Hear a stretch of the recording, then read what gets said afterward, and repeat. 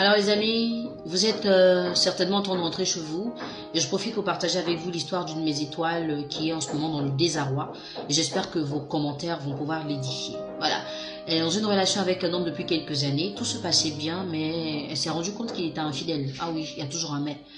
Et cet homme-là lui a dit, quand elle lui a demandé pourquoi tu es infidèle, il lui dit carrément je suis infidèle parce que tu n'es pas poli, parce que tu n'es pas tendre et aussi parce que tu n'es pas reconnaissante. Mais mon étoile, elle est en panique, elle se dit c'est pas possible. Un homme vraiment amoureux ne peut pas être infidèle pour ces trois raisons-là. Ce n'est que de l'impolitesse, de l'ingratitude et un manque de tendresse. Non, c'est pas normal, n'est-ce pas? Alors, je vous explique tout de suite les filles, que c'est vrai que de façon générale, nous les femmes avons tendance à croire que le plus gros problème dans une relation amoureuse entre un homme et une femme, c'est l'infidélité de l'homme.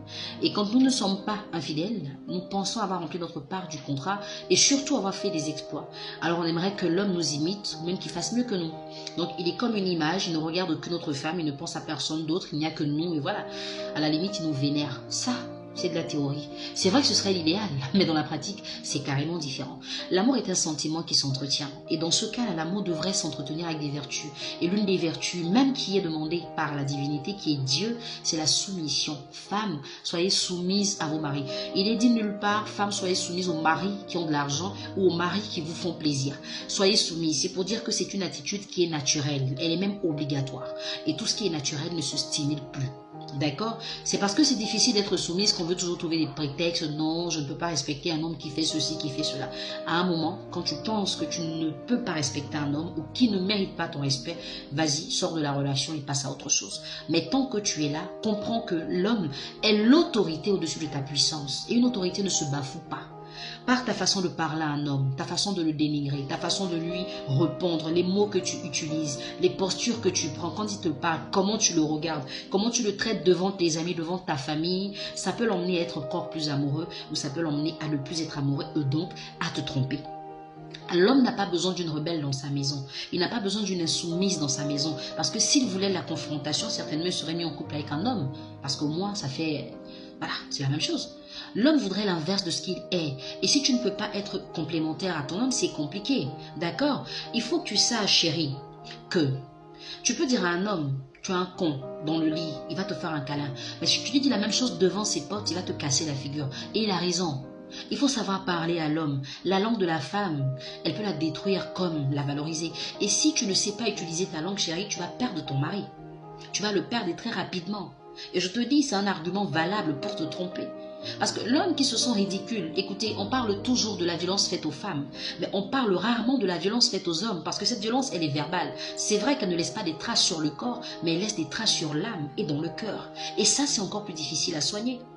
Quand un homme n'est pas respecté, quand il est maltraité dans sa maison, quand des fois vos parents parlent à vos maris ou à vos conjoints comme s'ils étaient leurs animaux de compagnie, ce sont des choses qui les repoussent carrément. Et puis je veux comprendre, cette vague d'insoumission dans les couples, elle est due à quoi? Peut-être parce qu'on parle aujourd'hui d'égalité des sexes. Mais les filles, l'égalité des sexes, ce n'est pas l'impolitesse. C'est la possibilité qui vous est donnée de faire les choses aussi bien que les hommes font pour être épanouis.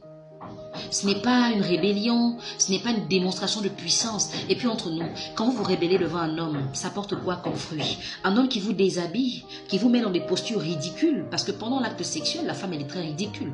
Toutes les positions que vous prenez, c'est l'homme qui vous les intime. Mais en plus, ils n'ont jusqu'à toucher 2-3 parties de votre corps et puis vous devenez comme des moutons entre leurs bras.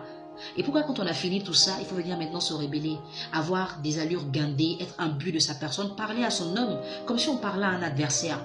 Écoutez les filles, les hommes et les femmes sont complémentaires. Tant que vous n'aurez pas compris ça, vous aurez toujours des problèmes dans vos relations. Et puis, la tendresse, c'est quelque chose qui doit être naturel chez la femme.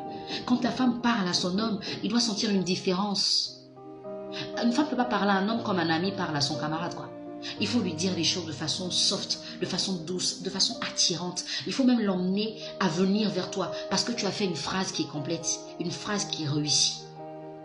Mais tu ne peux pas être vulgaire, agressive, tu ne peux pas être dure et téméraire et puis vouloir séduire un homme. Non. Et puis, l'égoïsme, à un moment, il faut arrêter. Parce que nous les femmes, nous sommes trop égoïstes. L'homme va tout faire pour nous. La seule chose qu'il ne fera pas, on dira tu n'as jamais rien fait. Quand vous perdez vos parents dans vos familles, ce sont les hommes qui les enterrent. Mais quand ils perdent leurs parents, ce sont eux-mêmes qui les enterrent. Et même quand vous devez porter le pain de funérailles, c'est eux qui le payent pour vous.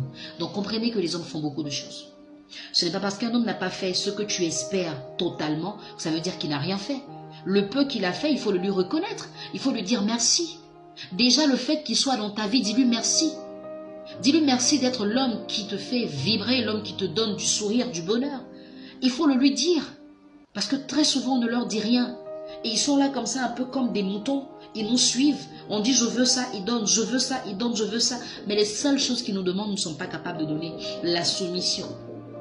La soumission, c'est difficile. Ma chérie, je ne sais pas ce que tes amis te racontent au quartier. Je ne sais pas ce que les gens te font croire. Je ne sais pas qu'est-ce que tu vois sur Internet ou dans les films. Mais écoute, le Dieu qui t'a créé demande d'être soumise. Si tu respectes ton Dieu et si tu l'aimes, obéis à sa parole. Ne le fais même pas pour l'homme qui partage ta vie, mais fais-le pour toi. Parce que c'est ça qui t'ouvre aussi des portes. Et quand tu veux être dans une relation, accepte et comprends que tu es dans un couple. Donc dans une relation où l'homme a son mot à dire, où tu as aussi ton mot à dire. Si ton homme te dit « je n'aime pas ça », n'insiste pas. Tu ne dois pas lui dire « non mais pourquoi tu n'aimes pas ?» C'est lui qui sait ce qu'il aime et ce qu'il n'aime pas. Autant tu n'aimerais pas qu'il fasse quelque chose et tu voudrais qu'il respecte. Respecte ce que lui ne veut pas que tu fasses. C'est tellement simple, c'est tellement beau. Et la vie est tellement parfaite comme ça. Des fois, on n'a même pas de problème dans le couple. Mais on va les soulever, on les charge, on les dépose et on cherche des gens qui vont nous expliquer qu'est-ce que ça fait. S'il vous plaît les filles, apprenez à respecter les hommes parce qu'ils sont nombreux à ne pas être mis en valeur, à ne pas être honorés. Et ça, ce n'est pas bon.